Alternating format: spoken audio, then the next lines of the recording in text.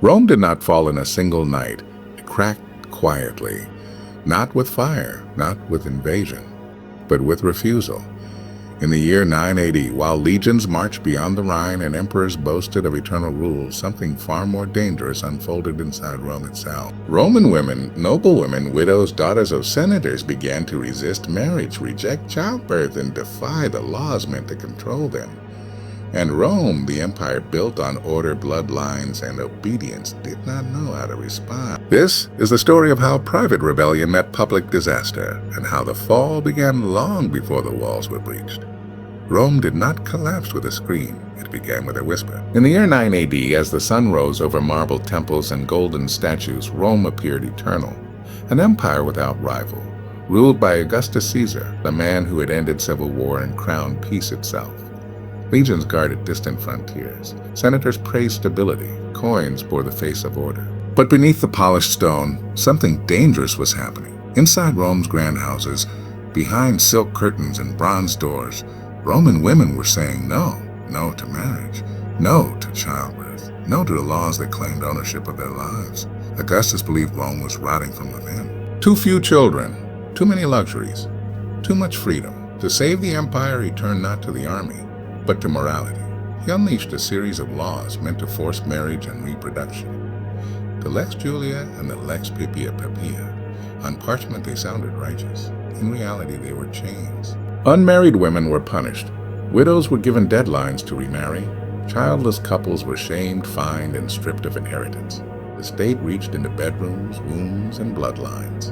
And Rome's women, especially the noble and educated, if Rome depended on their obedience, then refusal was power. Among them was Livia Drusilla, Augustus' own wife, sharp-minded, politically astute, and silently influential. She watched as daughters of senators delayed marriage, as widows chose independence over remarriage, as elite women used loopholes to defy the very laws meant to control them. This was not rebellion with banners, it was resistance with patience. In the Senate, old men argued about virtue while families quietly collapsed.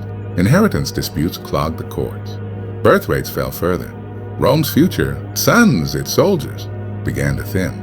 Augustus demanded discipline, but discipline without loyalty breeds resentment.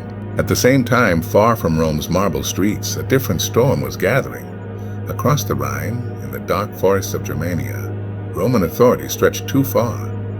Governor Publius Quinctilius Varus, loyal to Augustus and blind with confidence, believed the frontier was secure. He imposed Roman taxes, Roman courts, Roman punishments. He trusted a man named Arminius, a Germanic prince trained in Roman warfare, granted citizenship, and treated as an ally.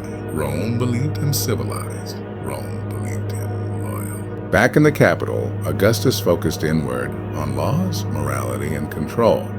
The empire's attention turned toward private lives instead of public danger, and in candlelit rooms, Roman women whispered, "If Rome fears disorder so deeply, perhaps it already stands on the edge." As autumn approached, Varus prepared to march his legions through unfamiliar forest paths, unaware that loyalty had already shifted and betrayal walked beside him. Rome thought it was enforcing order, but history was about to prove something else. When an empire fights its own people, it often misses the enemy at the forest swallowed sound. Tall oaks and black pines closed around the Roman column as if the land itself had decided to turn hostile. Rain fell without mercy, soaking cloaks, dulling sword edges, turning the narrow paths of Germania into rivers of blood. Governor Publius Quinctilius Varus rode at the center, confident and guarded, certain of Roman superiority. A maintained formation, he ordered calmly. Germania is pacified. Beside him rode Arminius, Roman, trained Roman, armored Roman in speech. But his eyes scanned the trees, not the road. He had already sent messengers ahead. The tribes were waiting. Suddenly, the first scream cut the air. A javelin burst from the trees and pierced a legionary's throat. Then another, then hundreds. The forest erupted. Warriors poured from the shadows, shields painted with tribal symbols, howling like spirits of the woods. Roman shields locked too late. The road was too narrow. The rain too heavy. Form ranks, a centurion shouted. But there were no ranks left, only chaos. For 3 days, the legion staggered forward, ambushed at every turn. Wagons overturned, eagles fell into the mud. Men drowned in their armor, dragged in their armor, dragged down by the very discipline that once made Rome unstoppable. On the third night, Varus realized the truth. "We are betrayed," he whispered. Arminius was already gone, surrounded and wounded. Varus chose a Roman end.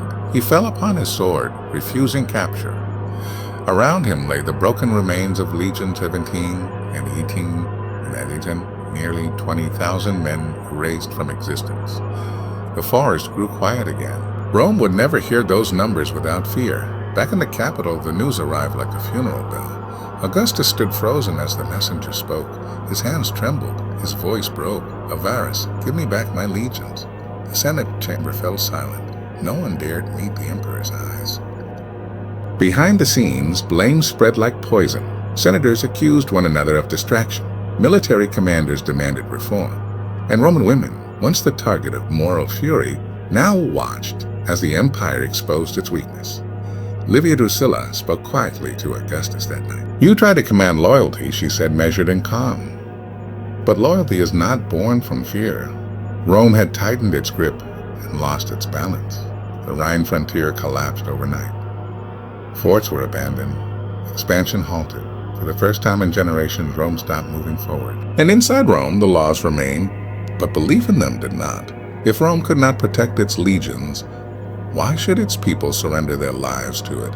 The empire stood at a crossroads, haunted by forests it dared not enter again, and by citizens it no longer fully controlled. Augustus stared at the maps of Germania, the red ink of Roman territory bleeding backward. The illusion of eternity was gone. And as whispers of unrest spread through the provinces, one question lingered in the marble halls of power. Was this a single disaster, or the first crack in an empire destined to fall? The empire survived the forest, but it was no longer whole.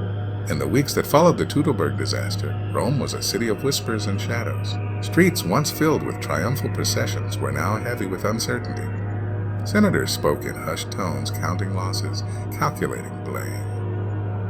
Families mourned sons who would never return, and somewhere in every household, Roman women quietly observed the unraveling, a silent mirror to their own defiance. Augustus paced the marble corridors of the Palatine Palace, his face pale in the candlelight. The loss of 3 legions had not only been a military disaster, it had exposed the fragility of Roman authority.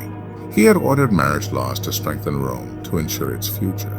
Yet those very laws had been met with quiet rebellion. At home, obedience faltered.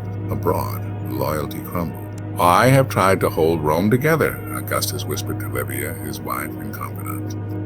"And yet, it falls apart, even as I watch." Livia reached out, placing a steady hand on his arm. "Rome is not just stone soldiers, he said. It is its people, and people will not bend if you're alone." The aftermath of 980 sent ripples through the empire. Germania remained free, the Rhine a permanent barrier. The legions rebuilt slowly, but the memory of ambush haunted every campaign. Political intrigue intensified in Rome itself. Senators jockeyed for influence, exploiting the emperor's shaken confidence. Factions formed, each claiming moral superiority, each seeking advantage in an empire that seemed less invincible than before. But perhaps the most profound shift was invisible. Roman women, emboldened by their defiance and by the empire's inability to enforce complete control, gained influence in subtle, powerful ways. Their refusal to marry hastened reforms, reshaped inheritance, and forced Rome to recognize that power could exist beyond the Senate and the army. In a world built for conquest, the quiet choices of women, once dismissed as private, proved capable of shaking an empire. Across the empire, soldiers, citizens, and governors alike began to question the infallibility of Rome. Every march beyond the borders now carried the weight of doubt. Every law passed at home carried the tension of resistance, and every victory, no matter how small, was shadowed by the memory of the forest where Rome's might was swallowed whole. Augustus, old and reflective, finally understood the bitter truth. Finally understood, fall solely from swords or betrayal. They fall when belief in them wanes, when obedience is no longer automatic, when even the most personal bonds, family, loyalty, marriage, begin to fray. He walked along the Palatine terraces at dusk, staring at the Tiber, the orange glow of sunset mirrored in the river's slow current. In that moment, Rome felt both eternal and fragile. Its power still commanded armies, collected taxes, and built monuments, but inside, the cracks had begun, quiet and unyielding. Perhaps, he murmured to no one in particular, a fall does not roar. Perhaps it whispers in silence and defiance in the choices we overlook, and in those whispers of women refusing marriage, of governors deceived, of legions destroyed. Our future was forever altered.